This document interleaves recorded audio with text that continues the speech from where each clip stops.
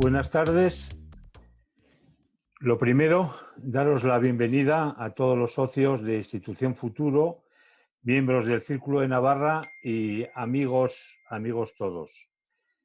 Espero, lo primero, os encontréis bien en estas circunstancias en que estamos viviendo. Es lo primero que me preocupa y os deseo lo mejor. En estos momentos de incertidumbre, desde Institución Futuro, estamos organizando unas charlas que nos pueden ayudar a entender la situación actual y futuro que se nos avecina. En esta línea, decirles que Institución Futuro, para los que nos estáis oyendo y tenéis un poco de distanciamiento con nosotros, os diré que es una entidad privada sin ánimo de lucro y libre asociación que diseña y promueve un mejor futuro para la sociedad navarra a través del desarrollo de sus empresas e instituciones. En esta línea analizamos y presentamos ideas y propuestas a la sociedad para darles y para poderlas llevar a cabo. En esta línea, hoy tenemos con nosotros a Miguel Iraburu para hablarnos de crisis y recuperación.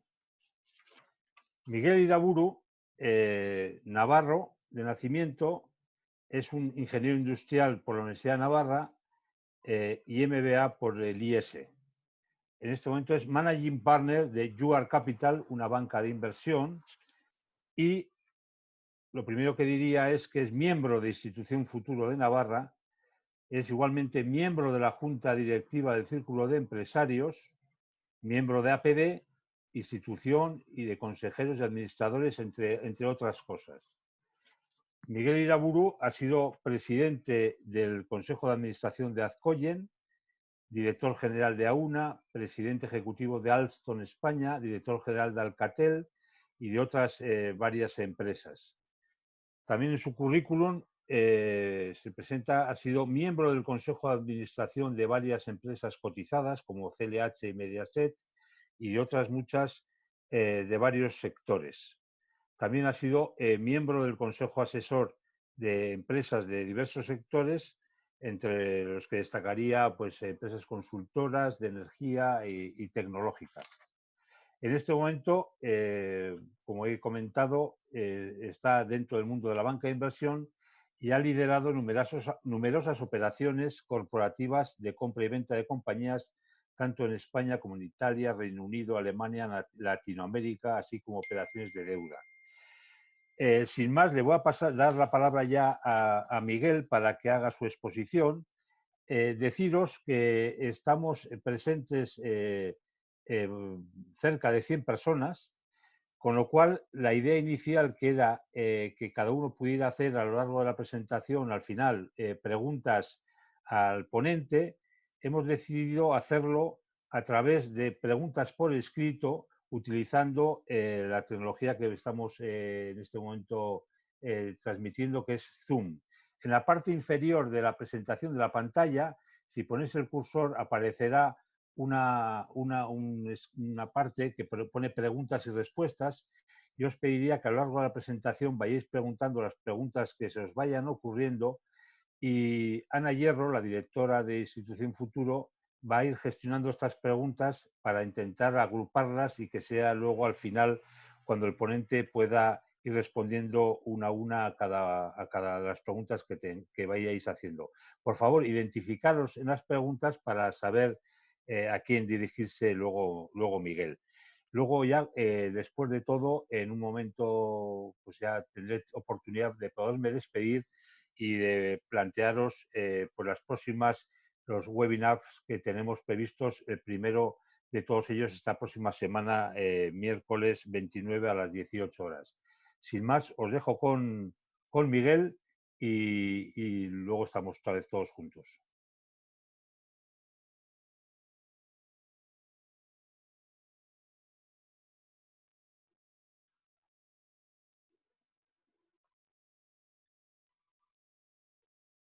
Buenas tardes a todos. Muchas gracias, presidente.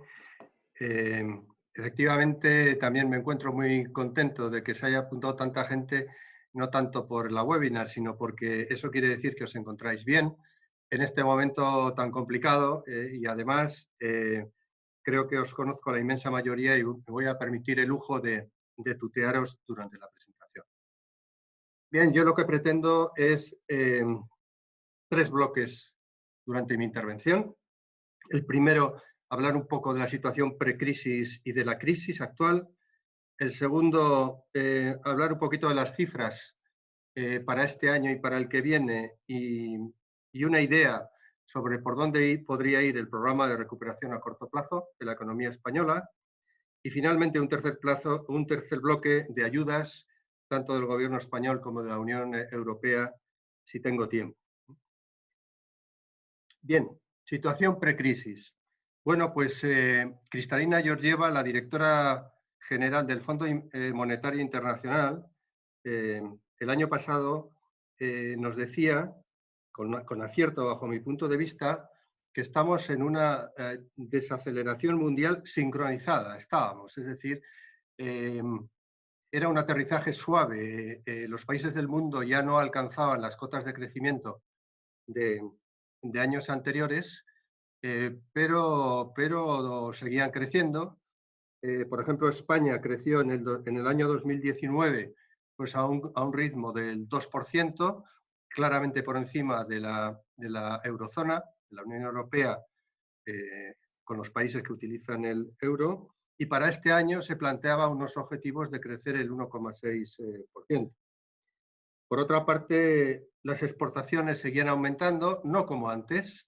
Si os acordáis, en la crisis anterior, las exportaciones pues, fueron una palanca de crecimiento muy importante, pero seguían creciendo. Pues, por ejemplo, las exportaciones de bienes el año pasado crecieron a un ritmo del 1,8%.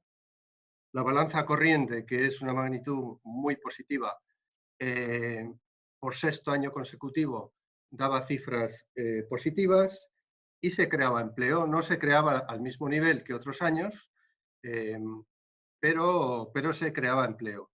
Por otra parte, las entidades financieras pues, se habían reestructurado en gran parte, habían implantado medidas ambiciosas, tenían mayor capitalización, tenían baja morosidad, y aunque con algunos problemas de rentabilidad debido a que los tipos de interés estaban muy bajos, pues seguían obteniendo beneficios y de cualquier manera estaban mucho más sólidas que en el año 2008.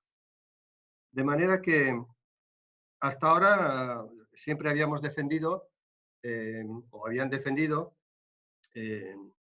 digamos, prestigiosos economistas, que las crisis venían siempre de la mano de un exceso de deuda privada. Pero esto tampoco se cumplía en el caso de España, porque las familias, desde el año 2008, se habían desendeudado desde 83% puntos porcentuales a 57 el año 2019. Y además tenían un stock de tesorería de 920.000 millones de euros. Las empresas, por su parte, lo habían hecho incluso más agresivamente, porque de tener un 114 del Producto Interior Bruto, el año 2019 lo habían rebajado al 73%. Si ponemos conjuntamente el esfuerzo de familias y empresas, pues en España se habían desendeudado en más de 600.000 millones. Con lo cual, este era otro argumento para decir que ni estábamos en crisis ni nada que se le pareciera. Bien, nos plantamos en el año 2020, en el mes de marzo, y nos ocurre por lo inesperado, lo que nadie podía prever, porque debido a factores completamente exógenos y provocada por los gobiernos de muchos países, de los más importantes, pues nos encontramos con una crisis sin precedentes, que es muy intensa, es global, puede que tenga una duración bastante limitada. Es una crisis, además, que es de oferta y demanda a la vez, porque ni producimos lo que nos quieren comprar, ni compramos lo que producen. De manera que en ambos casos se ha contraído de manera muy importante tanto la oferta como la demanda. De manera que, en mi opinión, más que una crisis económica, esto se parece mucho más a una catástrofe natural, a un tsunami, a un grandísimo problema, digamos, de otras características, pero desde luego no tiene nada que ver con lo que hemos conocido en el pasado en cuanto a crisis económicas, ¿no? Es una gran catástrofe natural, ¿eh? Que además en muy pocas semanas pues, ha tenido un impacto enorme sobre los ingresos y la tesorería de empresas y autónomos, sobre todo, naturalmente, de las más pequeñas y de las rentas de las familias que se han visto de la noche a la mañana sin ingresos. Con un peligro enorme de liquidez, y liquidez con mayúsculas, porque la liquidez es enormemente peligrosa de cara a, digamos, a las consecuencias que tiene y si se prolonga durante un corto espacio de tiempo en las empresas pequeñas, pues la liquidez se convierte en insolvencia. Por otra parte también, pues en estas condiciones se ha producido un empeoramiento de la estructura de capital de las pequeñas y medianas empresas, que lógicamente son más débiles, y se han producido algunos desequilibrios patrimoniales que tienen muy difícil solución.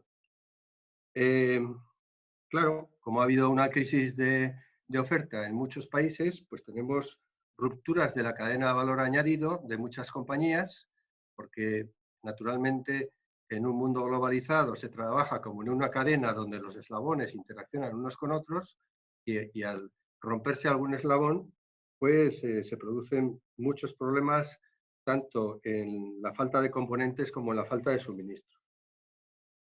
Bien, se ha producido también, como consecuencia de todo lo anterior, un parón de proyectos nuevos y de nuevas inversiones. Eso yo lo estoy viendo en mi propio trabajo, ha sido de la noche a la mañana. Y tenemos desde luego si no se pone remedio de manera urgente, tenemos un riesgo de pérdida significativa del tejido productivo y de un gran aumento del desempleo. Bajo el punto de vista público, pues evidentemente en estas condiciones, por falta de actividad, hay una caída en picado de la recaudación fiscal, de los ingresos fiscales, y por otro lado, un gran aumento de los gastos públicos, básicamente en subsidios de paro. Bien, ya hemos visto un poco cuál ha sido la trayectoria del sector privado en estos años, en los últimos 5 años, y vamos a ver cuál ha sido la trayectoria del sector público, porque a diferencia del sector privado, esta crisis coge al sector público con los deberes sin hacer.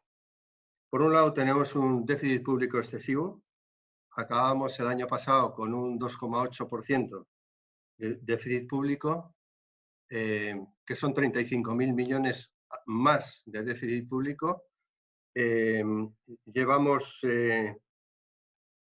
desde el año 2007 con déficits públicos y además con un nivel que nos sitúa a la cola de Europa. El déficit estructural del que se habla poco, pero es enormemente importante, sobre todo en épocas de crisis, como conocéis, es el déficit público sin tener en cuenta el impacto del ciclo. Con lo cual, en el caso de España, lo tenemos muy alto, lo tenemos por encima de 2,5 veces, y este déficit, como digo, no tiene que ver con el ciclo, con lo cual estamos muy mal posicionados de cara al exterior. La deuda pública, claro, la deuda pública lo que está haciendo es recoger pues, todos los desajustes de los déficits públicos, y el año pasado pues también crecimos en deuda pública, estamos en el 95,5% del Producto Interior Bruto, lo cual quiere decir que tenemos más de 1 billón de euros de deuda pública. La deuda externa, que también es un capítulo muy importante, estamos en niveles del 80% del PIB y somos el segundo país del mundo con mayor porcentaje de deuda externa. El primero es Estados Unidos y el segundo es España. ¿Qué quiere decir esto? Pues que debemos mucho dinero a gente extranjera, heredado del boom inmobiliario, que no hemos sido capaces luego de reponer, y solo en parte lo hemos hecho, pero nos queda a un nivel altísimo. Y para que os hagáis una idea también, nuestro 80% de deuda externa se compara con el 15% que tiene, por ejemplo, pues Francia o incluso Italia. De manera que es una posición también en un momento de crisis enormemente peligrosa, porque al depender tanto de los inversores extranjeros, pues en un momento determinado pues nos pueden cortar el grifo y crearnos problemas enormemente importantes.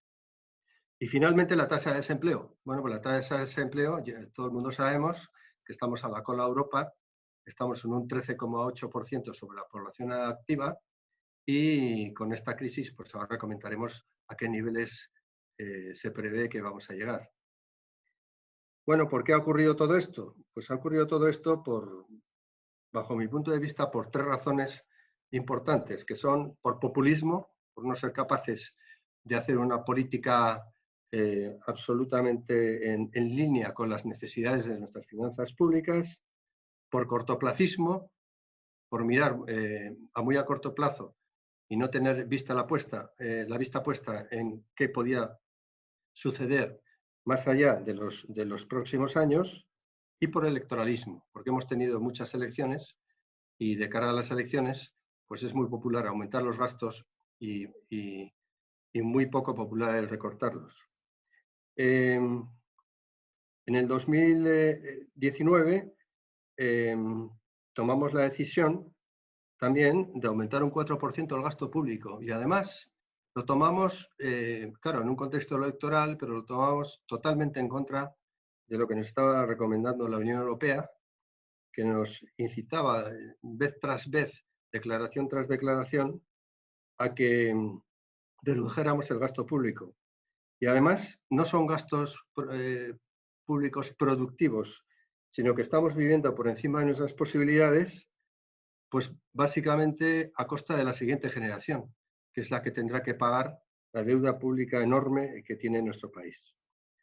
La segunda razón por la que creo que esto es así es porque la gestión de las administraciones públicas es muy poco eficiente, muy poco eficiente.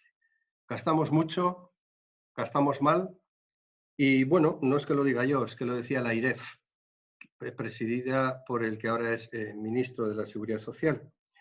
La IREF nos decía que el control de las subvenciones que se estaban dando a proyectos no existía y hablaba de 14.000 millones, que las inversiones que se estaban haciendo o los gastos que se estaban haciendo en políticas activas de empleo eran absolutamente inútiles y hablaba de otros 5.000 millones y luego finalmente también hablaba del gasto farmacéutico. De manera que ahí tenemos un problema que no acabamos de resolver. Y finalmente tenemos falta de reformas estructurales. Una economía que tiene estos parámetros necesita reformas no puntuales, sino reformas estructurales, pues en el tema de pensiones, en el tema de la reforma fiscal, en el tema de la demografía, en el tema de la productividad, cosa que ni siquiera se ha empezado a abordar. No hemos aprovechado los años de bonanza, que los hemos tenido muy importantes. Os recuerdo que en el año 2015 crecíamos un 3,8% y del 15 al 19 hemos estado creciendo por niveles del 3%, que son niveles muy importantes. Bueno, pues esta bonanza no hemos utilizado para arreglar nuestra casa por dentro y nos encontramos en una situación, pues, bajo el punto de vista de finanzas públicas muy débil. Esto tiene dos consecuencias importantes, o más importantes. La primera es que en la situación que nos encontramos, la administración española tiene menos posibilidades, muchas menos posibilidades, de ayudar a las empresas y a los trabajadores. Eso ya se venía diciendo desde hace mucho tiempo, pero naturalmente no teníamos conciencia de la crisis a la que nos íbamos a enfrentar. ¿Y qué ocurre? Pues que como otros países, pues, por ejemplo Francia o como Alemania, pues están ayudando de manera mucho más decidida y mucho más importante a sus empresas. Pensemos, por ejemplo, pues Italia. Alitalia ya está trabajando para ver la forma de reflotarla. Alemania con Lufthansa está haciendo lo mismo. ¿Por qué? Pues porque especialmente Alemania, con superávit fiscal y con una deuda en el entorno del 60% del PIB, pues tiene la capacidad de hacer cosas de cara a ayudar a sus empresas. España la tiene enormemente disminuida. Bien, hay un segundo problema que también es importante, que es el problema reputacional. Porque en la Unión Europea, pues, bueno, saben todo lo que estamos comentando, saben de nuestras cifras, saben de los avisos que nos han venido dando en los últimos años y, naturalmente, tienen muchas reticencias muchas reticencias, en el caso de muchos países europeos, a la hora de articular nuevas ayudas. Es entendible. Es verdad que la pandemia que estamos sufriendo no es debido a causas económicas, pero en cuanto a la gestión de las posibles ayudas, pues tienen digamos, muchos peros, y así se está viendo en lo que luego veremos, que es el programa de recuperación que se está articulando a nivel europeo. Además, el impacto de una crisis siempre es mayor en España. Y siempre es mayor en España porque tenemos, en primer lugar, un Producto Interior Bruto muy dependiente de la economía de servicios. Y en este tipo de crisis, los servicios sufren de manera especial. Además de eso, nuestro tejido empresarial tiene un altísimo porcentaje de pymes, de empresas pequeñas, con muy poca capacidad de respuesta ante semejantes retos. Y dentro de nuestro mercado laboral, el porcentaje de trabajadores temporales es muy alto, es del 26%. Eso quiere decir que cuando hay una crisis, pues naturalmente los primeros que caen son los trabajadores temporales, y nuestra tasa de desempleo sube de manera mucho más importante que en el resto de los países. Como consecuencia de esto, las cifras 2020 pues, han cambiado rápidamente. Todo esto suponiendo que nos empecemos a recuperar de manera clara en el segundo semestre y no haya rebrotes. El Producto Interior Bruto, según el Fondo Monetario Internacional, va a caer el 8%, y según el Banco de España, entre el 6,6 y el 13,6. Yo pienso que vamos a estar en el entorno del 10, en la media del Banco de España, en torno del 10. Os recuerdo que en toda la crisis del año 2008, en los 5 años, España perdió un 9% del Producto Interior Bruto, y ahora estamos hablando de que en solo un año pierda el 10. Ya ha caído el 4,7 en el primer trimestre, según datos del Banco de España. Pero bueno, otros países van a tener también descalabros muy importantes. Alemania, según el Fondo Monetario, caería en el entorno del 7, Italia en el entorno del 9 y la eurozona en el entorno de los 7,5, ¿no? Vamos a tener problemas con el consumo en este año 2020, con la inversión también, tanto pública como privada, y las exportaciones van a ser menores por cuestiones que luego veremos. Un dato, entre comillas, positivo es que la balanza corriente va a seguir mejorando, pero no es como consecuencia de que exportemos más, sino como consecuencia de que por la caída del consumo y de las inversiones vamos a importar mucho menos. El déficit, bueno, pues el déficit también se nos va a disparar. Según el Banco de España va a estar entre el 7 y el 11%. Con Zapatero en el año 2009 estuvo en el 11,3. Yo pienso que andaremos por ahí entre el 10 y el 11. Lo cual quiere decir que la deuda pública va a volver a aumentar. Y a niveles que se habla del Banco de España entre el 110 y el 122%. Son niveles de mucha preocupación. Con lo cual nuestras emisiones van a tener del Tesoro, van a tener que ser mayores. Estábamos pidiendo anualmente en el entorno de los 200.000 millones, una parte muy importante no solo para el déficit, sino para renovar préstamos anteriores. Y claro, si nos plantamos en una deuda pública del valor que estamos hablando, vamos a necesitar 100.000 millones más, con lo cual vamos a tener que pedir 300.000 millones. Bueno, vamos a ver quién invierte en España. El Banco Central Europeo invertirá, algunos bancos españoles también, pero al final el resto va a tener que ser inversores extranjeros que crean en España, siempre y cuando no se nos dispare la prima de riesgo. La tasa de desempleo, que es un drama, la tasa de desempleo, pues nos vamos a ir este año a los 5 millones de parados. Va a estar en el entorno del 20%. En este momento tenemos 3,2, pues vamos a pasar a 5. Y bueno, el resumen es que nos espera un año duro, no solo a nosotros, pero nos espera un año muy duro, porque es que además la economía mundial, que creció el año pasado en el entorno del 2,9%, se nos va a ir al -3%, con lo cual las exportaciones van a ser más que complicadas. Bueno, este es el panorama. El panorama del año 20 es un año durísimo, que vamos a tener que afrontar, pero bueno, lo afrontaremos sin ninguna duda. Lo que es claro es que es urgente que pasemos a un programa de recuperación, a la puesta en marcha de un programa de recuperación a muy corto plazo, sobre todo si queremos salvar las empresas viables. Vamos a necesitar unos recursos externos enormes y, como siempre, pero en este caso más, el tiempo de reacción es muy importante. Cada mes que retrasemos nuestro programa de recuperación va a ser más duro, va a ser más difícil y vamos a necesitar unos recursos externos mayores. Es claro que, según sea el tipo de empresa, la recuperación va a ser a ritmos diferentes, ¿sí? Y que las ayudas de la Unión Europea, no nos olvidemos que son absolutamente necesarias, condición necesaria, pero no suficiente. Tenemos que ser capaces, a nivel interno, de establecer los parámetros de un plan que podía tener las siguientes premisas. Lo lanzo como idea. En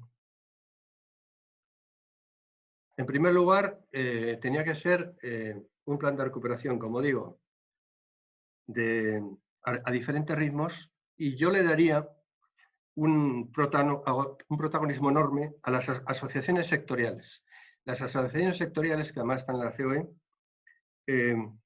yo les pediría que hicieran un diagnóstico de la situación de su sector, que explicaran los problemas que tienen como consecuencia de la crisis, que aportaran las soluciones que en su opinión había que poner en marcha y que ayudaran a gestionar las ayudas junto con el gobierno para irnos sacando del tema. Porque uno de los problemas que estamos teniendo es que, con independencia que las medidas puedan estar más o menos bien orientadas, la implantación está siendo enormemente lenta.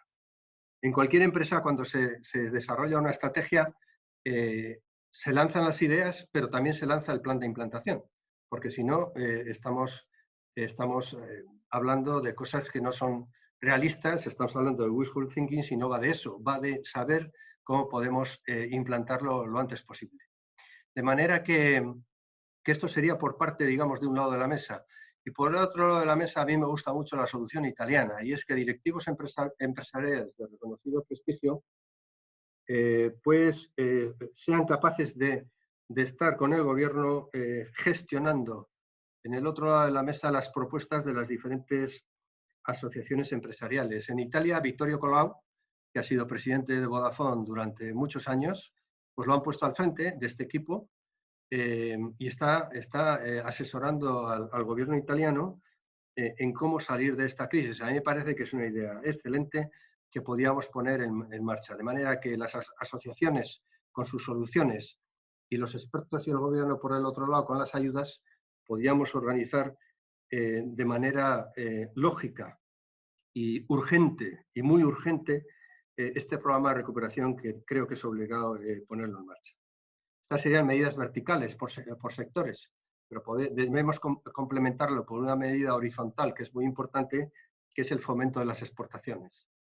Lo tenemos que intentar como sea. En resumen, yo propondría una estrecha colaboración público-privada, de manera que estableciéramos un plan a corto, pero digamos, una estrecha colaboración, pero organizada, no llena de buena voluntad, sino organizada, bien gestionada, con objetivos, con un timing bien establecido para cada uno de los sectores y con unas ayudas disponibles que dieran, digamos, satisfacción a todos estos problemas que nos encontramos en sectores que son críticos para la economía española.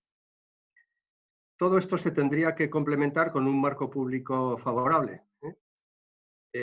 Las empresas trabajamos dentro de un marco que varía de país a país.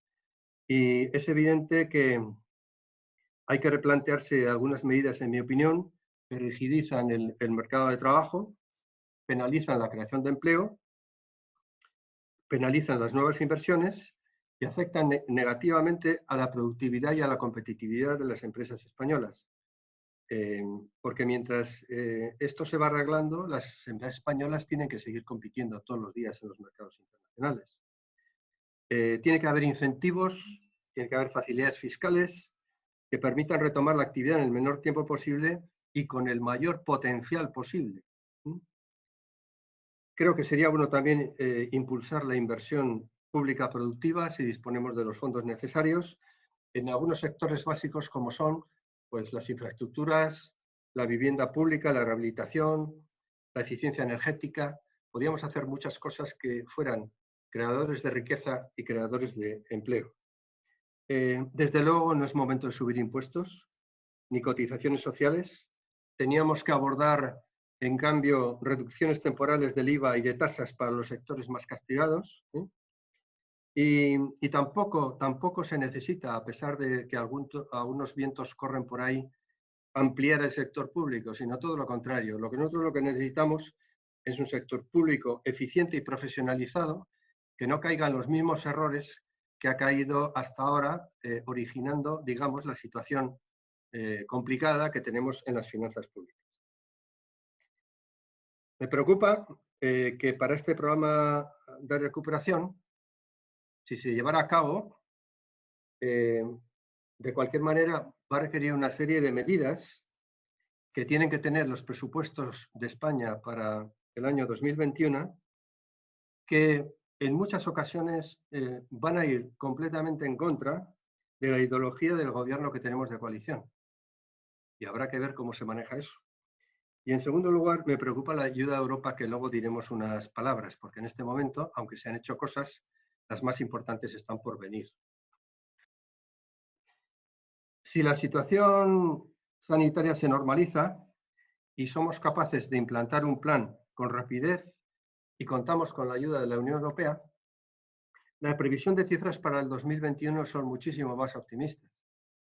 El Fondo Monetario Internacional nos asigna un crecimiento, una previsión de crecimiento del 4,3% y el Banco de España entre el 5,5% y el 8,5%. Yo pienso que podríamos estar en el torno del 5%, que no estaría mal, pero depende de cómo se organice el desconfinamiento y cómo sea el comportamiento del consumo, que es toda una incógnita, cómo va a reaccionar la gente una vez que pase esto. No vamos a recuperar el Producto Interior Bruto en España del año 2019 hasta un mínimo de dentro de 2 años. Vamos a tener serios problemas con el turismo y la hostelería. El turismo representa un 12,3% del Producto Interior Bruto y la hostelería un 6,2%. La verdad es que llamaba la atención el otro día el presidente de la Asociación de Hosteleros. La hostelería en España tiene 300.000 establecimientos, pesa un 6%, como he dicho, 6,2%, y tiene 1,7 millones de empleos. Y lo leía en un periódico económico sus declaraciones, que decía, por favor, escúchenme, déjenme que les diga los problemas que tengo en la asociación, déjenme que les diga las soluciones que puedo aportar y déjenme que trabajemos juntos. Bueno, yo creo que es un buen botón de muestra de por dónde pueden ir los tiros. De cara al 2021, al año que viene, yo creo que también el precio del petróleo nos va a ayudar, porque el petróleo, en mi opinión, va a seguir manteniéndose bajo. Los tipos de interés, por supuesto, van a estar muy bajos y la digitalización de muchas tareas puede ser realmente darnos un impulso definitivo de cara a la recuperación de la economía española. Las entidades financieras van a tener un papel, como siempre, muy importante que cumplir y vamos a ver su capacidad de respuesta, porque durante el 2020 es evidente que les va a aumentar la morosidad. Europa les va a ayudar, el Banco Central Europeo les va a ayudar, pero realmente tiene que ser una herramienta absolutamente necesaria para facilitar el relanzamiento de nuestra economía. Bien, esto en cuanto al PIB. El PIB es, como digo, son números positivos.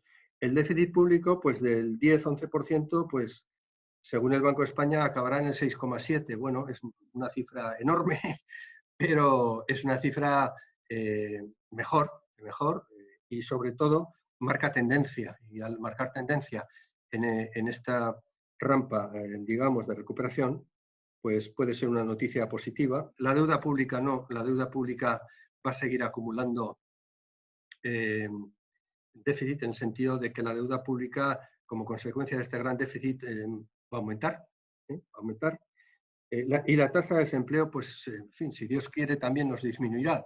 De esos 5 millones que comentaba para el 2020, pues las previsiones es que pase a 4,2 millones, que sigue siendo una cifra muy alta, seguimos siendo los más altos de Europa, pero bueno, pues también la tendencia es positiva. Y el mundo nos preocupa mucho bajo todos los puntos de vista, no solo económico, por supuesto. Bueno, pues el mundo, de estar en 2020 con un decrecimiento del 3%, pasaría a aumentar un 5,8% según el Fondo Monetario Internacional, ayudado por los estímulos monetarios y fiscales de todos los gobiernos. Dos palabritas para que no se me vaya el tiempo sobre las exportaciones. A ver, las exportaciones fueron uno de los salvavidas más importantes que tuvimos en el año 2008. Crecieron de manera espectacular hasta suponer un 3,4%, un 34% a nivel de volumen respecto a lo que es el Producto Interior Bruto Nacional, pero han ido bajando, hemos ido perdiendo competitividad. Es cierto que tenemos 200.000 empresas exportadoras, de las cuales 55.000 exportan regularmente, lo cual quiere decir que exportan en los últimos 4 años de forma regular, pero van a tener mucha más competencia, como he dicho, de empresas cuyos países les han podido ayudar de manera muy importante. La exportación online nos va a ayudar, pero dependemos completamente de la Unión Europea, porque de las exportaciones españolas el 66% va a la Unión Europea. Entonces, en la medida que la Unión Europea se vaya recomponiendo, vaya aumentando su actividad, pues nuestras exportaciones irán mejorando. Pero desde luego no parece, no preveo que las exportaciones vayan a tener, digamos, la importancia que en la crisis de 2008 tuvieron. Las medidas del gobierno, bueno, pues las medidas del gobierno, en mi opinión, son medidas, ya son todas conocidas por todos vosotros, con lo cual no voy a insistir mucho. Pienso que están bien orientadas, pienso que son insuficientes, sobre todo en comparación con los países de nuestro entorno, que sí empezaron con cifras más bajas, pero han ido aumentando en sucesivos periodos, han ido aumentando las aportaciones. Y desde luego el gran problema que tenemos, como muchas veces nos pasa en nuestro país, son problemas de implantación. Los ICOs llegan tarde, los ERTEs más tarde. En el caso de los ERTEs, si es un ERTE por causa mayor, pues no nos da tiempo a presentarlo por causas objetivas, y va a haber muchos concursos de acreedores, va a haber muchas liquidaciones de empresas, desgraciadamente, y va a haber muchas demandas judiciales, digamos, por retrasos en la concesión de ayudas que son absolutamente necesarias, sobre todo en el caso de las pequeñas empresas y de los autónomos. En el caso de la Unión Europea, bueno, en el caso de la Unión Europea, 3 pinceladas. Olvidémonos de los eurobonos. Ya hemos dicho los problemas reputacionales y no solo de España. Olvidémonos de los eurobonos. Creo que a corto plazo no son posibles. La Comisión ha flexibilizado el pacto de estabilidad referente al déficit público y a la deuda pública, que nos marcaba unos máximos, pues evidentemente ha tenido que flexibilizarlos. El Banco Central Europeo nos ha prometido comprar hasta 750.000 millones a los países de la eurozona de bonos públicos y privados de manera discriminada. Esto es importante. Eso quiere decir que los países que más los necesiten comprarán más deuda. Y esto es absolutamente fundamental por 2 razones. En primer lugar, porque necesitamos tener liquidez, como decíamos al principio, para que nuestras empresas puedan sobrevivir. Y en segundo lugar, para tener muy controlada la prima de riesgo, que si bien ha subido en las últimas semanas al entorno de los 155 puntos, todavía está en magnitudes, digamos, asumibles. Esperemos que el Banco Central Europeo, como en época de Draghi, y su famosa frase de whatever it takes, sea capaz, si es necesario, de poner más dinero encima de la mesa para que nuestra prima de riesgo no se nos vaya y, aparte de tener inversores internacionales interesados en invertir en nuestras finanzas públicas, pues tengamos un pago de intereses que no se nos dispare, porque naturalmente esta es una pega que tenemos encima de la mesa con el volumen de deuda pública que tenemos.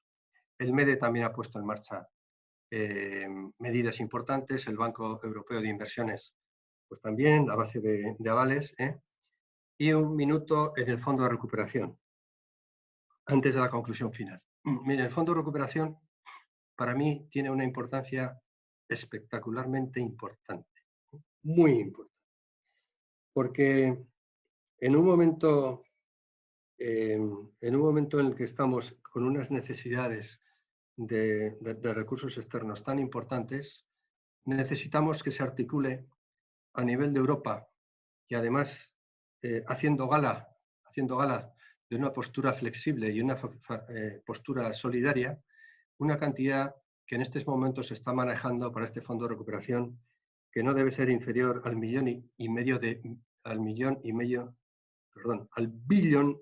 euros. Y esto es así, incluso por parte de Angela Merkel se ha incluso mencionado la cantidad de 2 millones. Claro, el problema que hay aquí es cómo se articula esto. Esa cantidad va a ser reembolsable, es decir, nos van a prestar el dinero, van a ser transferencias, es decir, van a ser donaciones a fondo perdido, subvenciones a fondo perdido, va a ser una mezcla de las dos. No nos interesa en absoluto como país, a ninguno, pero a España menos, que sea deuda, porque bastante alta la tenemos ya, como hemos mencionado antes. Va a tener condicionalidades, nos van a exigir una serie de cosas, como en el pasado ocurría con el MEDE.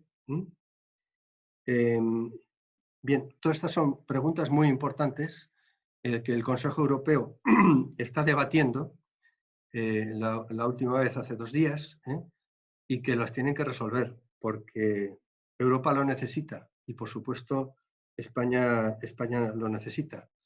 ¿Se puede hacer? Sí, se puede hacer. Se puede hacer porque la Comisión Europea tiene la máxima calificación crediticia y puede emitir bonos en el mercado a un precio muy asequible. Tendríamos que poner unos nuevos impuestos europeos para pagar los intereses de estos bonos. Y además tiene una virtud, y es que este dinero podía servir para apalancar inversiones privadas. Problema, pues el problema que siempre tenemos en el Eurogrupo, el tiempo, la toma de decisiones, el ponerse de acuerdo y la fórmula que se va a utilizar. Yo no quiero ser tremendista, pero yo diría que posiblemente con este plan nos estamos jugando a Europa.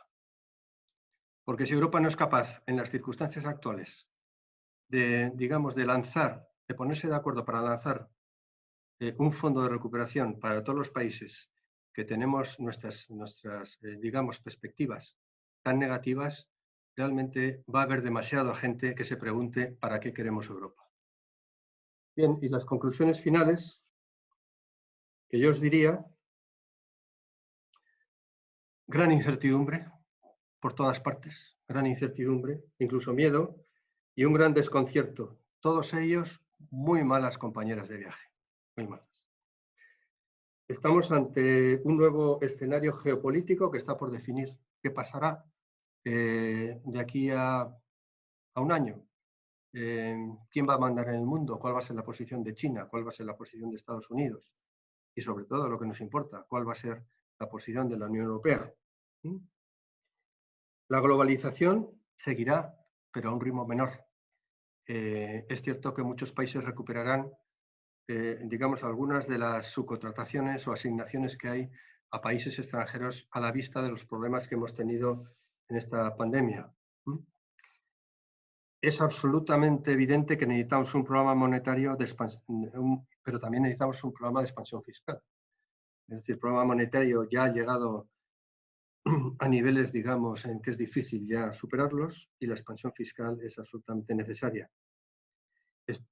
Yo estoy completamente convencido de que sin Europa no vamos a poder salir de esta crisis, pero por otra parte no es condición suficiente.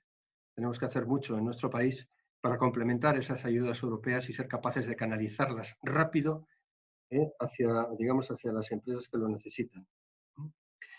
El plan de recuperación tiene que tener alta participación privada en su diseño y en su implantación.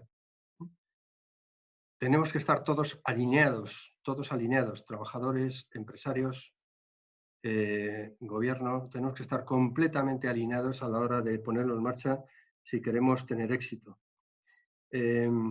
Como sabéis, hoy se habla mucho de la V de Nike, de las zapatillas Nike, porque la recuperación no va a ser en forma de V alfabética, sino que, digamos, la parte de la derecha de la V va a ser más inclinada y con escalones. Nos va a costar mucho subirla, pero estoy convencido de que lo vamos a subir. A nivel empresarial, pues lo que hacemos siempre los empresarios, ajustarnos a un entorno más complejo, con planes de contingencia, sin perder nunca de vista al cliente o al nuevo cliente, y adaptándonos con flexibilidad hacia nuevos modelos de negocio muy basados en muchísimos casos en la digitalización. Vamos a tener un alto nivel de tensión social, eso me parece que no tiene solución, y vamos a depender de la vacuna, porque mientras no tengamos una vacuna y haya infectados en cualquier país, dada la virulencia de este virus, no vamos a ser capaces de acabar con la incertidumbre en el mundo. Entonces, con todas estas cuestiones, ¿saldremos? Pues hombre, por supuesto que saldremos. Yo no tengo ninguna duda de que saldremos. La cuestión es cómo, cuándo y en qué condiciones. Pero juntos saldremos. Muchas gracias. Buenas tardes, Miguel. Buenas tardes a todos los asistentes a este webinar de Institución Futuro. Sin más demora, Miguel, tenemos muchas preguntas. ¿Te parece? Comienzo por el orden en las que nos las han planteado. El primero, Rubén Elizari, director de la revista Negocios en Navarra, quien te agradece la claridad de las explicaciones y nos pregunta, o te pregunta a ti, mejor dicho, ¿qué puede hacer España para lanzar un mensaje contundente que transmita confianza a los mercados? ¿Es posible que tengan que rescatar a España? Esta pregunta, por cierto, la del rescate, se ha repetido a continuación por José Manuel Ayesa, uno de nuestros socios. Bien, Rubén, buenas tardes. Me alegro de escucharte a través de Ana. A ver, tenemos una gran incertidumbre, ya lo he dicho por varias partes, y entonces el transmitir cuestiones creíbles me parece de primera necesidad. Yo creo que tenemos que ser prácticos. Yo no creo en las declaraciones. Yo he dejado de ver la televisión hace mucho tiempo, durante la pandemia. Me aburre extraordinariamente, no aporta nada, y claro, algunas televisiones. Y realmente lo he dejado de ver. Me informa mi mujer de vez en cuando, pero creo sinceramente que ese no es el camino. El camino es el plan de recuperación. El camino es el plan de recuperación con una colaboración público-privada, con un plan transparente, con un plan en que realmente se aborden los problemas y las soluciones, y con un plan en que en el otro lado de la mesa tengamos gente que nos entienda, es decir, profesionales de primera magnitud, que participen en la elaboración también de ese plan de recuperación y ayuden en la canalización de las ayudas tanto del gobierno español como de la Unión Europea, ¿no? De manera que yo creo que sí tenemos que ser prácticos. Plan de recuperación, público-privado. En cuanto al rescate, bueno, depende a lo que se llame rescate. De alguna manera vamos a ser rescatados todos los países europeos. Si se pone en marcha este plan de relanzamiento a nivel europeo y se ponen 2 millones encima de la mesa, es evidente que de alguna manera nos están rescatando. Ahora, si por rescate se entiende en que la Unión Europea de alguna manera gestione, digamos, nuestros asuntos públicos en cada país, o bien nos ponga unas metas estrictas, como ocurría hasta hace 2 meses, pues en ese aspecto creo que no. Creo que cada país tiene suficientes problemas internamente como para que nadie le esté permanentemente fiscalizando. Es evidente que se van a poner algunas condiciones, pero no van a ser tan estrictas como en el pasado, y seremos los primeros interesados en este caso en cumplirlas. Muy bien. Siguiente pregunta que nos plantea Jesús Díaz de la Hoz. Miguel, siempre has insistido en la necesidad de incrementar el nivel de industrialización de nuestro país, es decir, el porcentaje de industria sobre PIB. ¿Crees que en esta crisis nos va a dejar la enseñanza en este sentido y que esa necesidad pasará a ser más evidente? Buenas tardes, Jesús. Vamos a ver, sí, es cierto, yo soy industrial. El peso de la industria en el PIB español es del 14%, si le añadimos la energía el 16%, y somos un país de servicios. ¿Qué ocurre? Pues ocurre que en las crisis sufrimos mucho más, los servicios pierden rápidamente empleo. En cambio, la resiliencia de las industrias es muchísimo mayor, la capacidad de generar nuevos recursos es muchísimo mayor, el atractivo, digamos, de talento, porque estamos en una economía del talento, es muchísimo mayor, incluso los salarios son mayores, su experiencia en internacionalización es enorme, con lo cual es evidente que la industria es un seguro, no solo ya para épocas de crisis, sino para épocas dentro de la normalidad. Tenemos que llegar al 20%, que es el objetivo de la Unión Europea, y pensamos que todo lo que se invierta en buenas empresas en el sector industria tendrá un retorno de la inversión muy importante, y creo que es uno de los caminos que tenemos que seguir para nuestra recuperación. Estupendo, Miguel. Siguiente pregunta de Beatriz Iraburu. Te pregunta si crees que el gobierno dejaría asesorarse por empresarios valiosos, como propones, viendo su respuesta o más bien la ausencia de ella a las ayudas a Mancio Ortega. Bueno, Beatriz, en lugar de utilizar el webinar me podía haber llamado por teléfono, pero bueno, vamos a ver, lo veo complicado. Ya he dicho que son uno de los motivos de preocupación. Tenemos un gobierno que, bueno, se ha visto en el tema sanitario, es muy partidario de los temas muy centralizados. Ha contado muy poco con los empresarios, a pesar de que el esfuerzo de los empresarios durante esta pandemia está siendo espectacular y está siendo además enormemente práctico. Lo que pasa es que no sale en las televisiones, sale muy poco, pero está siendo enormemente práctico, y tengo serias dudas de que esa colaboración público-privada que yo proponía en mi exposición, pues se pueda llevar a cabo al menos en su totalidad. España tiene 3.300.000 empresas. No se puede abordar el problema como un todo. Hay que segmentarlo, y la mejor segmentación es por sectores. Y en ese caso lo mejor es oír a los responsables de los sectores, cuáles son, como decía, sus problemas, sus soluciones y por dónde podían ir. Creo además que la eficiencia va por ahí. Creo que la utilización de los recursos, sobre todo europeos, va por ahí. Y aunque no soy excesivamente optimista en que estas ideas se pueden llevar a cabo, estoy absolutamente convencido de que esa podría ser una posible vía de solución. Vamos a ver hasta qué punto nuestros políticos están a la altura de las circunstancias y sobre todo cómo tienen una visión a largo plazo y sean capaces de promover reformas estructurales que hasta este momento no han sido capaces, sobre todo por el electoralismo y por cortoplacismo. Y en ese caso, ir dándole vuelta a este país en las finanzas, que en este momento las tenemos fuera de control y en unos niveles absolutamente inasumibles, y estamos, tanto a nivel de desempleo como a nivel de deuda, como a nivel de déficit, en la cola de Europa. Bueno, a mí me ha parecido felicitarte por la claridad, ¿no?, de la exposición que has tenido. Está claro que el tema económico en la resolución de este problema es una de las patas que claramente hay que tener en cuenta, porque nos estamos jugando el futuro de este país.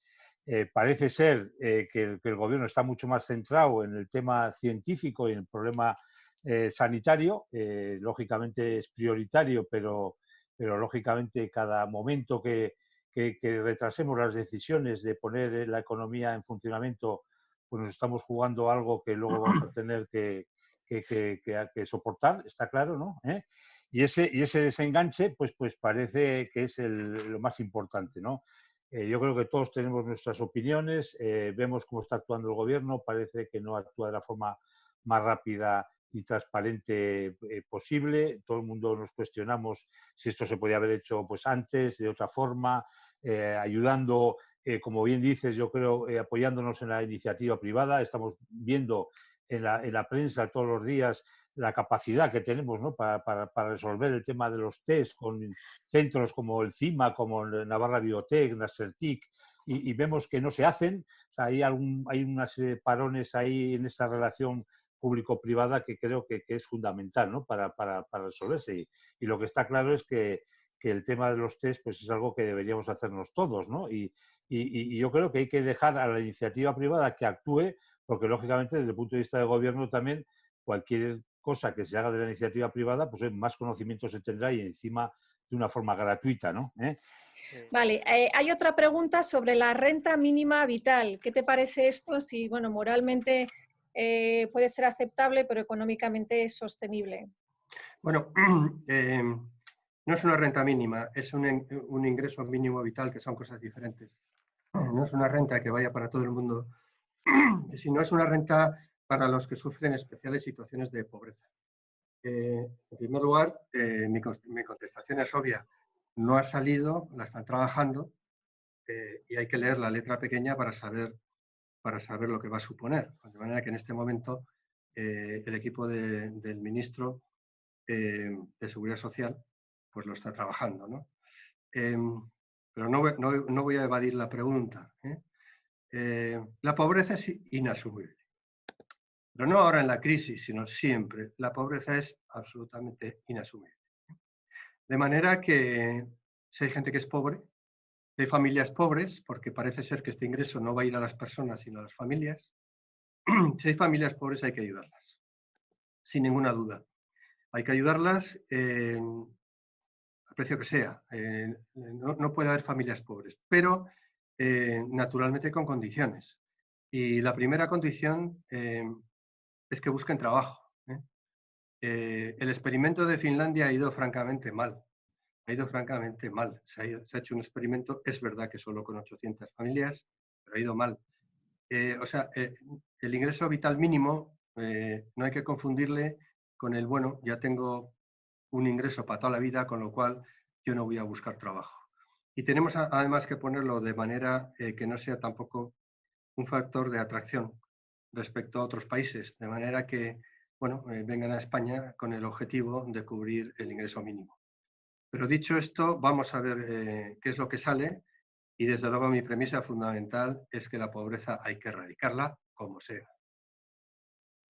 Muy bien, muy claro y muy directo, se agradece, Miguel. También me gustaría añadir una cosa. Los datos de pobreza que salen de España no son realistas.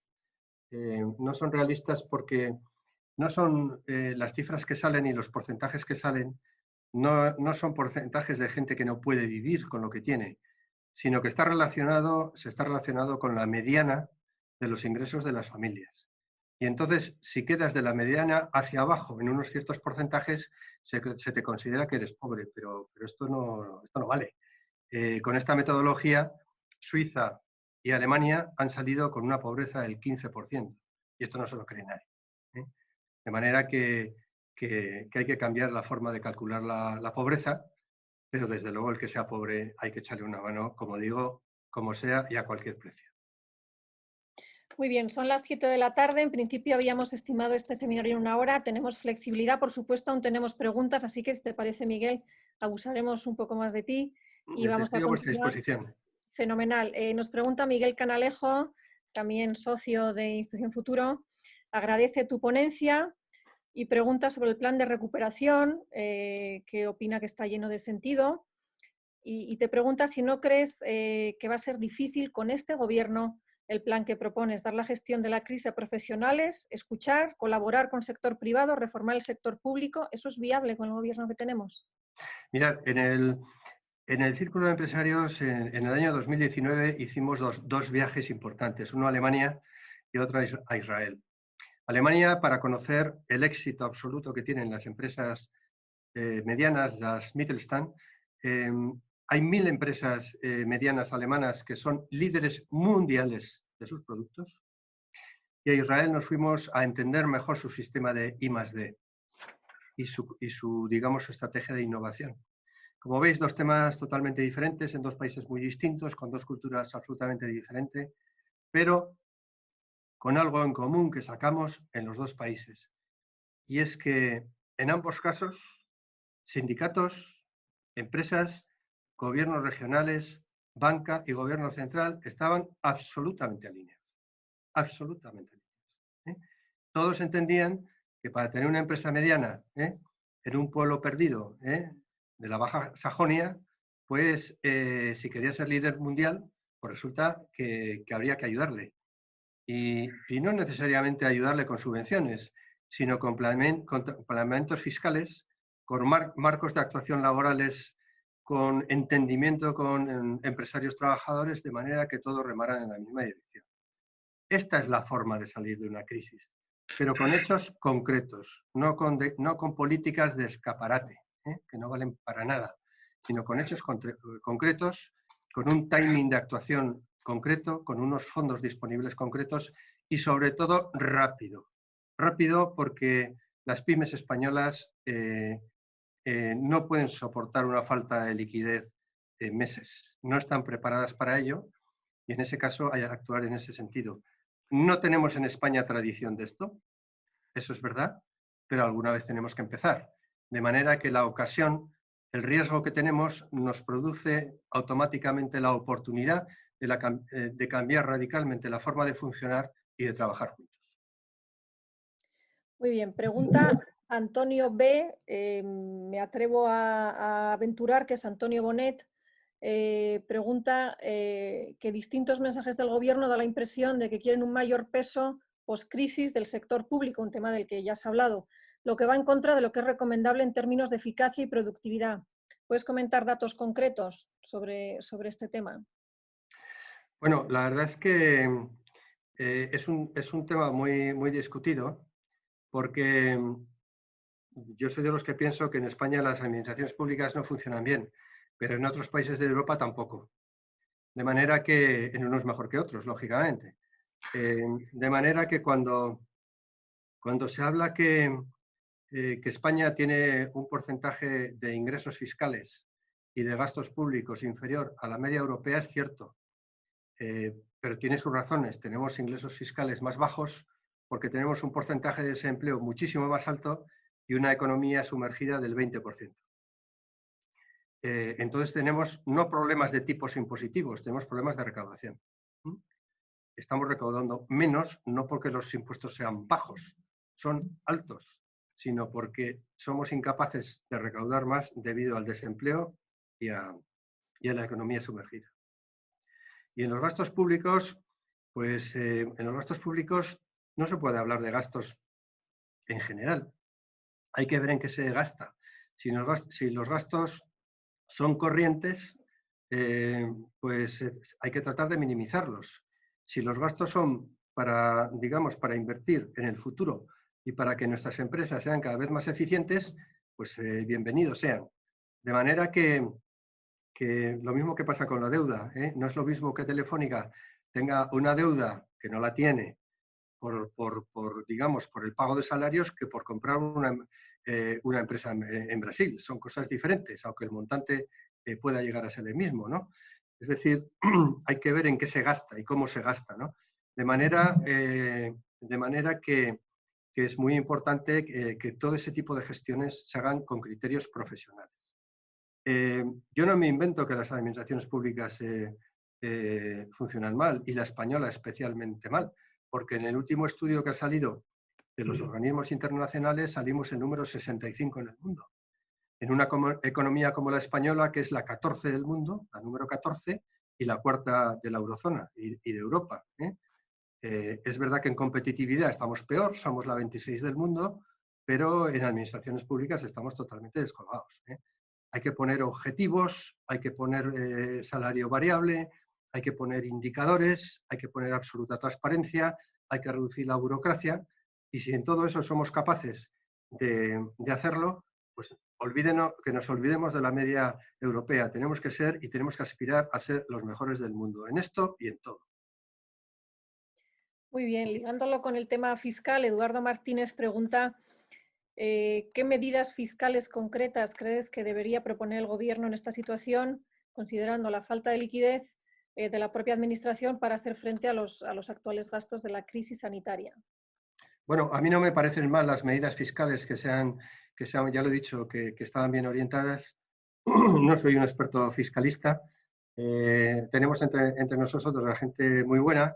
Tenemos a Ignacio Pérez de Albéniz, que podía contestar a la pregunta.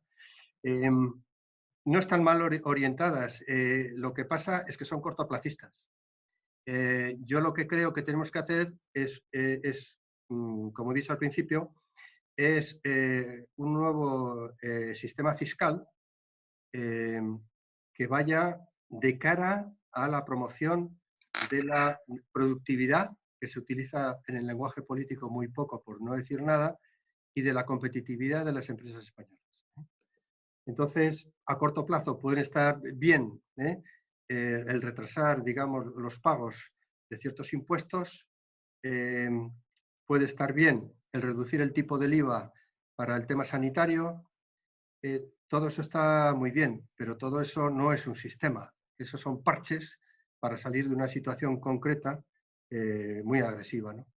De manera que lo que habría que hacer por aspectos fiscales, que yo no lo soy, es, digamos, una remodelación completa, que se viene hablando desde hace muchos años, igual que el Pacto por la Educación y todo esto, el nuevo Pacto de Toledo, todo esto se viene hablando y se nos pasa el tiempo sin tomar medidas y así nos va en las cuentas públicas. De manera que dejemos para especialistas fiscales el nuevo sistema, pero necesitamos un sistema que no sea recaudatorio, sino que promueva la productividad y la competitividad y la capacidad de exportación de las empresas españolas. Muy bien, está claro que el tema fiscal interesa mucho a nuestros asistentes, teniendo en cuenta, como tú bien has comentado, que no eres fiscalista. Ramón Pérez, socio también de Institución Futuro, nos pregunta, en primer lugar, si crees que el Gobierno de España va a ser capaz de articular políticas que permitan dinamizar la economía, o sea, si tú crees que eso va a ser así, y luego ya entra en el terreno que has comentado ahora de fiscal y también laboral, o si crees que van a estrangular la economía con subidas de impuestos, aunque ya has comentado esa parte en tu ponencia. Bueno, yo confío que no, ya lo he dicho. Yo creo que en este momento subir impuestos como lo ha hecho Cataluña, por ejemplo, que ya tenía los impuestos más altos de España, en el IRPF, haciéndolo más progresivo, yo creo que es imposible. Yo creo que no pueden ir por ahí los tiros, ¿no? A ver, España a nivel impositivo, por ejemplo, las empresas, si tenemos en cuenta el impuesto de sociedades y las cotizaciones sociales, está entre los 3 más altos de Europa. Es verdad que Francia está más alto, pero es que no tenemos ningún interés en parecernos a Francia en ese capítulo.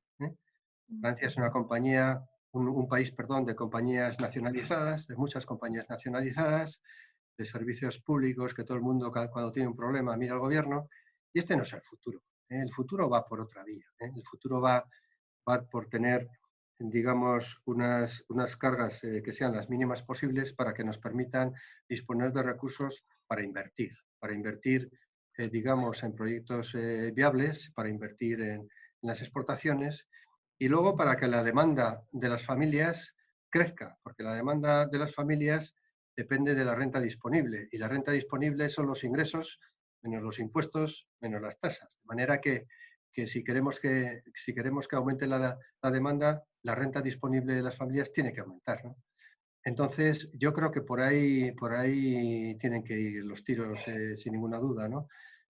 No se trata de asfixiar ni a familias ni a empresas y tenemos que olvidarnos un poco de ese espíritu recaudatorio que no viene necesariamente de este gobierno, sino que ya lo teníamos en el gobierno anterior y enfoquemos la fiscalidad como un arma en pos de la productividad y de la competitividad y del bienestar de las familias españolas. Muy bien. Tino Fernández te pregunta si crees que es necesario o conveniente que el Estado tome participaciones en algunas compañías, aunque sea por tiempo limitado. Estos gallegos son peligrosos, ¿eh? Estos gallegos son peligrosos. A ver, Tino,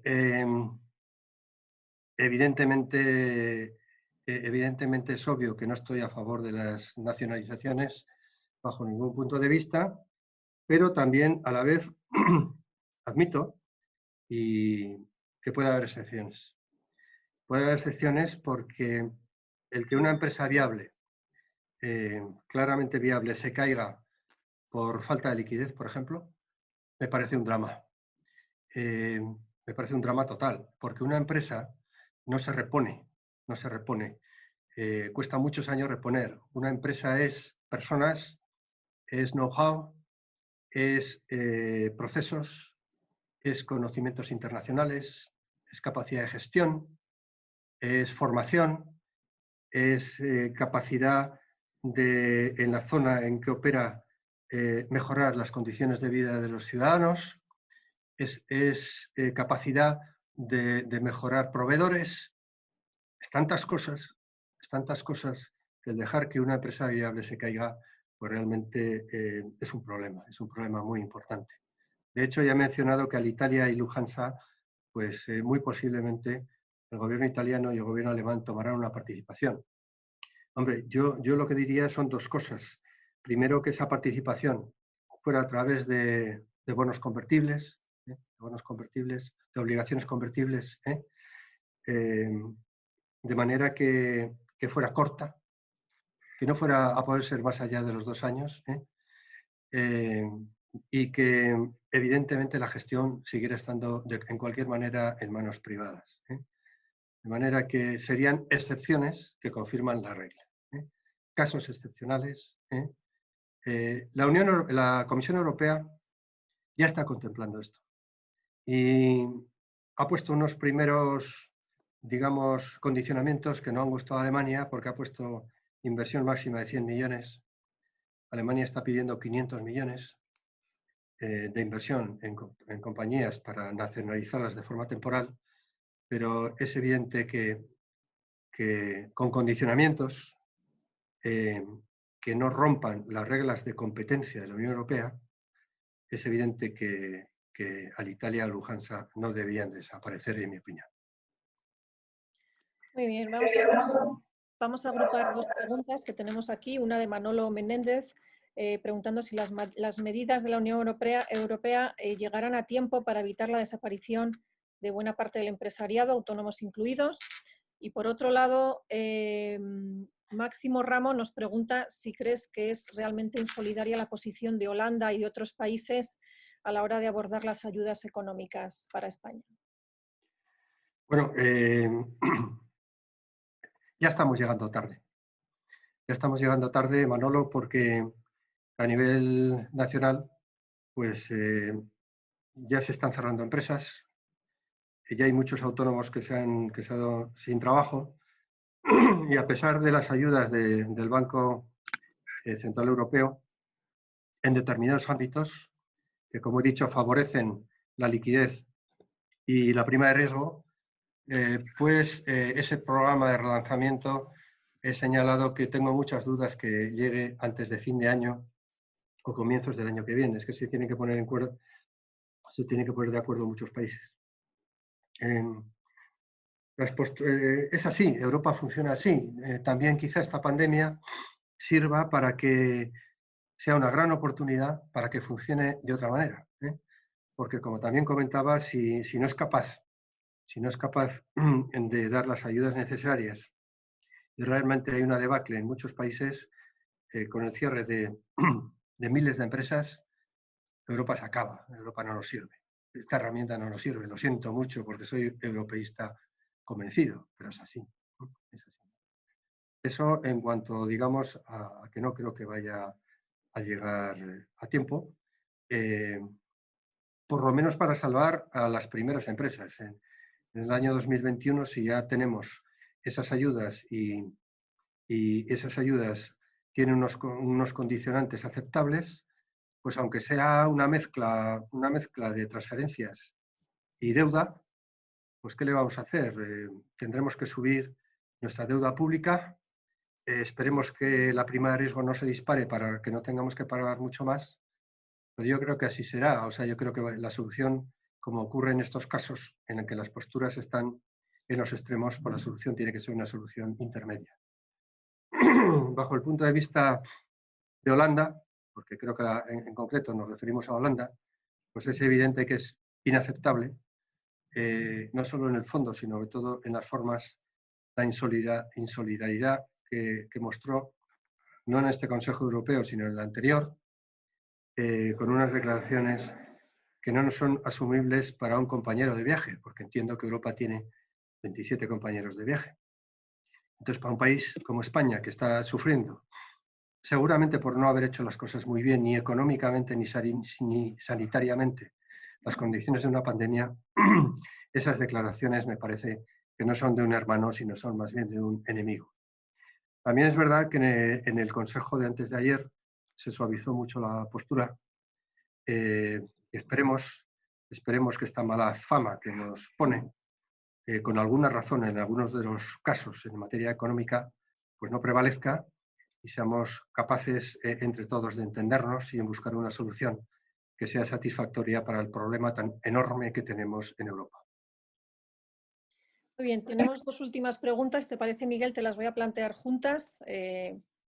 La primera es de Francisco Vega. Nos pregunta sobre todo el tema de la venta online, si a raíz de esta crisis, como parece que está siendo, pues va a aumentar y a más todo el tema de la digitalización, es decir, cómo está influyendo. Y por otro lado, veo que hay varios ponentes que están interesados en tu opinión sobre el liderazgo que puede tener este gobierno, que esto ya nos lo has comentado, pero aquí Íñigo Sobrini va más allá y nos pregunta si crees que sería posible un gran gobierno de concentración en España. Después, por orden, la venta online, pues la venta online está siendo una herramienta fantástica que están utilizando muchos autónomos y muchas empresas para exportar y para vender en el mercado doméstico. Está creciendo como la espuma y pienso que va a seguir creciendo porque las personas somos de hábitos y en el momento que descubrimos que la venta online funciona muy bien, pues la vamos a seguir utilizando. De manera que es lo mismo que pasa con el trabajo en casa, ¿no? El trabajo en casa pues se lo utilizaba, pero en porcentajes en España muy bajos. Durante esta pandemia pues los porcentajes son muy altos y funciona, de manera que creo que el trabajo en casa también va a crecer de manera importante. El tema de digitalización, que yo estoy personalmente, soy miembro de número del Observatorio Nacional de la Industria 4.0, pues, hombre, va a ser digamos, una herramienta fantástica para esta recuperación que tenemos enfrente. Además, la economía de datos es la economía ya no solo del futuro, sino del presente. Vamos a poder utilizar todas las herramientas que tenemos de blockchain, de inteligencia artificial, de machine learning, de todas las herramientas que tenemos a nuestra disposición, de manera, digamos, mucho más importante en nuestra industria y en nuestros servicios. Y desde luego la capacidad, una de las capacidades que tiene España y Europa de, digamos, de crecer es promocionando estas tecnologías que nos van a facilitar la vida y que yo soy enormemente, digamos, pro y enormemente positivo, porque creo que en un momento dado puede haber un descenso de empleo, pero que a medio plazo va a ser todo lo contrario. Se va a crear empleo gracias a la digitalización y a los nuevos negocios que surjan en torno a ella. En cuanto al liderazgo de gobierno, pues yo lo tengo muy claro, lo cual no quiere decir que tenga ninguna razón. ¿Deseable? Sin duda. ¿Posible? Absolutamente no. Creo que es imposible. Y como es imposible, pues yo creo que no merece la pena mucho insistir, no lo veo por ningún lado. Creo que las posiciones están en los extremos opuestos. Incluso las últimas intervenciones de los respectivos presidentes de los partidos han servido para tirarse los trastos a la cabeza con mayor saña si cabe, y desde luego me parece altamente improbable. Si se produce, creo que sería un regalo bien recibido por la inmensa mayoría de los españoles. Muy bien, permíteme una ultimísima pregunta que nos ha entrado de un asistente de Navarra, Jesús Jiménez, de navarracapital.es. Nos pregunta, nos comenta que la consejera de Economía de Navarra, Elma Sainz, ha afirmado que en Navarra ni habrá recortes ni se cambiarán los presupuestos ya aprobados. Pregunta si crees que se va a poder mantener esa posición a corto y medio plazo o sí que habrá que recortar o modificar presupuestos. Bueno, yo ya he dicho durante mi exposición que va a haber que los presupuestos 2021 va a haber que modificarlos. Y además va a haber que modificarlos de manera importante, ¿no? Hombre, Navarra es una joya. Navarra, los empresarios de Navarra siempre he dicho que llevan, no sé, 30 y tantos años poniendo a Navarra por encima del PIB de España, ¿no? El crecimiento. Entonces, tenemos una situación foral también diferente, importante, pero también tenemos 47.000 autónomos.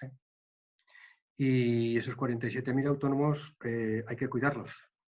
Y tenemos muchas empresas punteras en el sector aeroespacial, en el sector del automóvil, en el sector agroalimentario, que habrá que cuidarlas.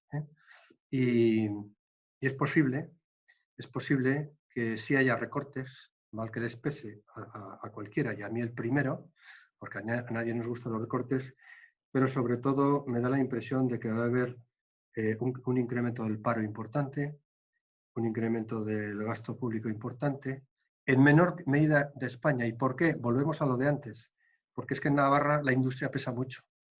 Y como pesa mucho, la industria retiene mucho empleo. Pero va a haber autónomos que van a poder resistir y va a aumentar la deuda pública en Navarra. Entonces, bueno, yo sí que creo que habrá que hacer ciertas modificaciones, pero también creo que en el caso de Navarra, por las circunstancias especiales del crecimiento, de la industria y de la calidad de los empresarios navarros y del entendimiento con los sindicatos, yo pienso que estas medidas van a ser menos lesivas que en el resto del país. Muy bien, Miguel, pues hasta aquí las preguntas. Yo creo que no nos hemos dejado ninguna. Yo creo que ahora Josécho Aracama, presidente de Institución Futuro, nos va a decir unas últimas palabras de cierre del seminario. Sí, bueno, yo lo primero, agradecer a Miguel, pues como siempre, su extraordinaria ponencia. Yo creo que tienes la capacidad de sintetizar de una forma muy sencilla conceptos y preguntas muy importantes que tenemos que resolver en este momento. Yo estoy muy de acuerdo y también soy pesimista que con este gobierno es mucho más difícil conseguir los objetivos que todos tenemos que trabajar. Yo creo que esa relación público-privada que has dicho tan importante, ¿no?, que tenemos que seguir trabajando entre todos, pues me parecería fundamental. Pero bueno, ahí vemos también un gobierno que en relación con esta última pregunta que ha dicho si hay que modificar los presupuestos del 2020, pues los modificarán o no los modificarán, los tienen aprobados en el Parlamento, pero lo que está claro es que van a ingresar muchísimo menos de lo que tenían previsto. Un presupuesto se inicia por una previsión de ingresos, esa previsión se les va a caer, tienen autorizadas unas líneas de gasto por departamento que si los cumplen al 100%, pues lógicamente nos iremos a unos déficits muy superiores a los que has comentado, ¿no? Con lo cual pues la deuda navarra pues se disparará y estaremos en muchísimas peores condiciones que las que estamos en este momento, ¿no? Por lo tanto, yo creo que esa prioridad de eficiencia del gasto público me parece que se hace fundamental. Yo creo que desde la Institución Futuro tenemos que mandar también una serie de mensajes a la Administración que en este momento estamos en una situación que no se puede gastar todo lo que no sea absolutamente necesario y lo que cree riqueza.